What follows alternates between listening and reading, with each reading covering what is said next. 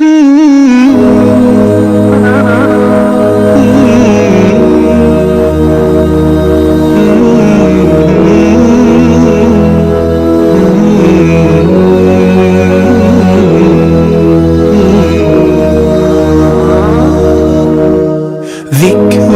وموعظة ونور فيه شفاء للصدور وشفيعنا يوم النشور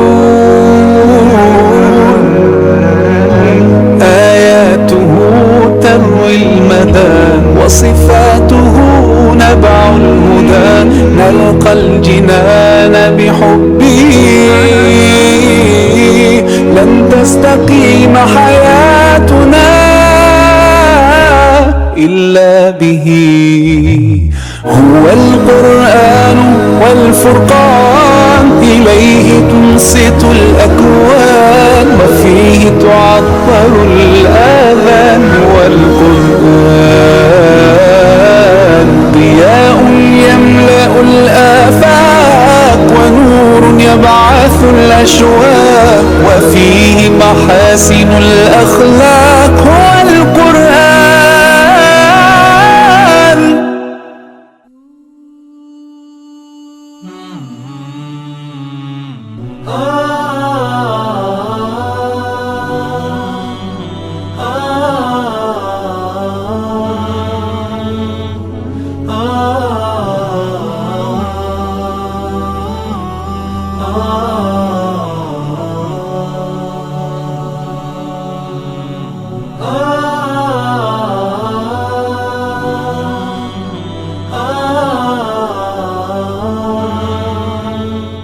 Bismillahirrahmanirrahim. Assalamualaikum warahmatullahi wabarakatuh. Alhamdulillah, sekarang kita berada di salah satu tempat sejarah yang terdapat di Madinah Al-Munawwarah, yang mana di belakang kita ini dinamakan sebagai Masjid Qiblatain, ataupun ketiga zaman baginda Nabi sallallahu alaihi wasallam dipanggil sebagai Masjid Bani Salimah ataupun Masjid Bani Salamah. Ketika datangnya Nabi sallallahu alaihi wasallam ke Madinah Al-Munawwarah, pada waktu tersebut penduduk yang tinggal di sini adalah daripada kaum Bani Salimah, yang mana Bani Salimah ini adalah daripada Khazraj yang pada awalnya tinggal di Madinah Al-Munawwarah. Apakah peristiwa yang menyebabkan Nabi SAW datang ke kawasan Masjid Bani Salimah ataupun Masjid Qiblatain? Nabi SAW ketika mana berada di Makkahul Mukarramah dan juga pada awal perhijrahan baginda Nabi SAW ke Madinah, pada waktu tersebut kiblat umat Islam adalah menghadap ke Masjidil Aqsa di Palestin. Dan ketika mana Nabi SAW sampai di Madinah pada waktu tersebut, terdapat di Madinah ini kaum daripada golongan Yahudi. Mereka telah mengatakan kepada Nabi SAW, "Wahai Muhammad, engkau kata ajaran kita tidak sama, tetapi kenapa kiblat kita sama?" Pada saat itu Nabi SAW mula berdoa supaya kiblat umat Islam ditukarkan supaya berbeza dengan kiblat orang Yahudi. Allah Subhanahu wa taala cerita pada Al-Quran, "A'udzu billahi minasyaitonir rajim. Qad nara taqalluba wajhika fis samaa falanuwalliyannaka qiblatan tardaha fawalli wajhaka syatral masjidil haram." Wahai Muhammad, kami melihat engkau mendatangkan ke langit dalam keadaan yang sedih. Kenapa? Kerana telah diejek oleh orang Yahudi. Maka pilihlah ke mana kiblat yang engkau suka. Di mana pada satu hari baginda Nabi SAW telah dijemput untuk makan tengah hari di rumah Ummu Bishr ibn Barra ibn Ma'rur. Pada saat itu Nabi SAW telah menjadi imam kepada Bani Salimah untuk menunaikan solat fardu zuhur. Maka turunlah ayat, "Fawalli wajhaka syatral masjidil haram."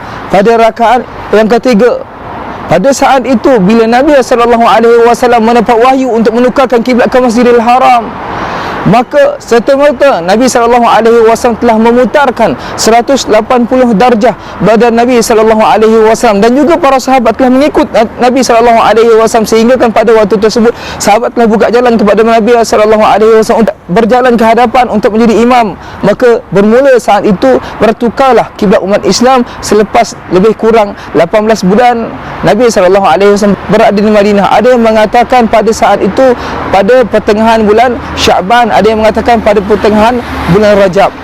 Dan selain peristiwa tersebut, antara peristiwa lain yang terjadi di sini adalah berkenaan dengan salat, di mana imam kepada kaum Bani Salimah adalah orang yang Nabi SAW ataupun sahabat yang Nabi SAW kata a'lamu al-halal wal-haram min ummati.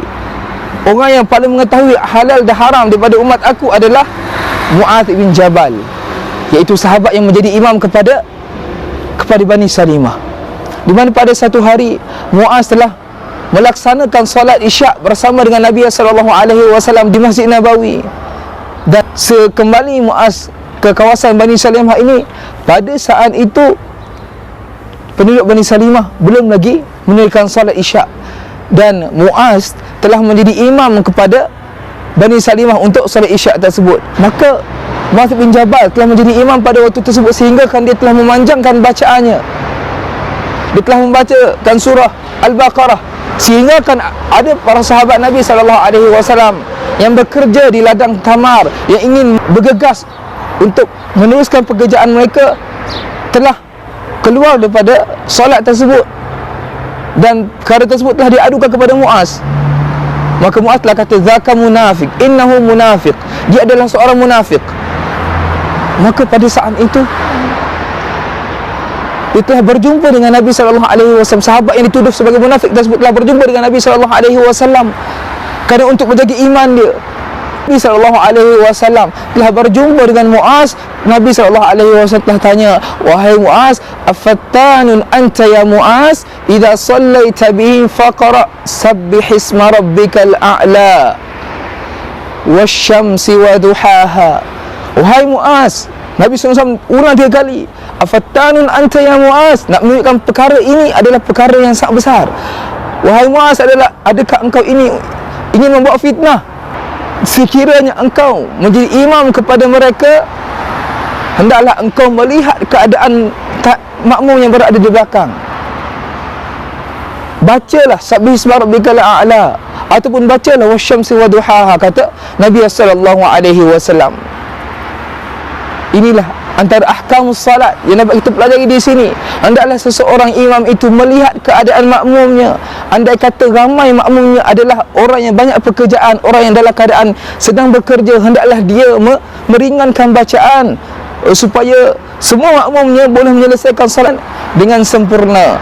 Dan juga kisah yang dapat kita pelajari daripada sini, di mana rumah ataupun masjid ini ataupun Masjid Bani Salimah ini jauhnya daripada Masjid Nabawi lebih kurang 3.5 km.